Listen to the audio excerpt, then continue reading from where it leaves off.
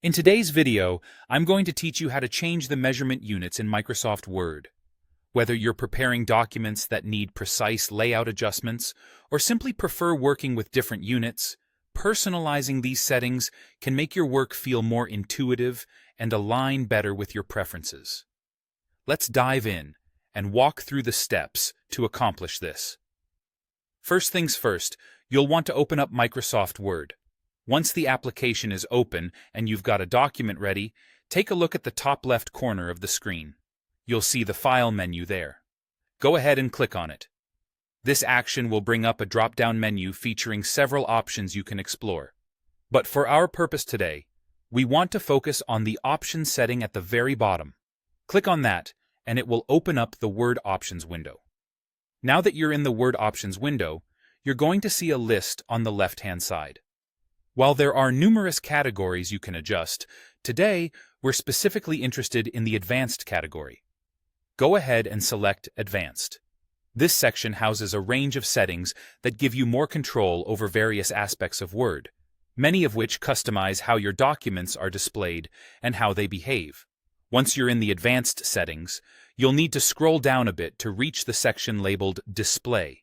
This area deals with how things appear within Word, and it's where we'll make the crucial adjustment. As you scroll, take a moment to notice the variety of customizable options. It's a great reminder of how versatile Word can really be. In the Display section, you'll find a drop-down menu that's labeled Show Measurements in Units of. By clicking on this drop-down, you can choose the unit of measurement you prefer.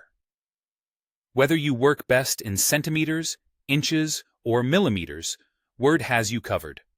For today's example, let's select centimeters, but feel free to choose whatever measurement unit suits your projects or geographic preferences the best.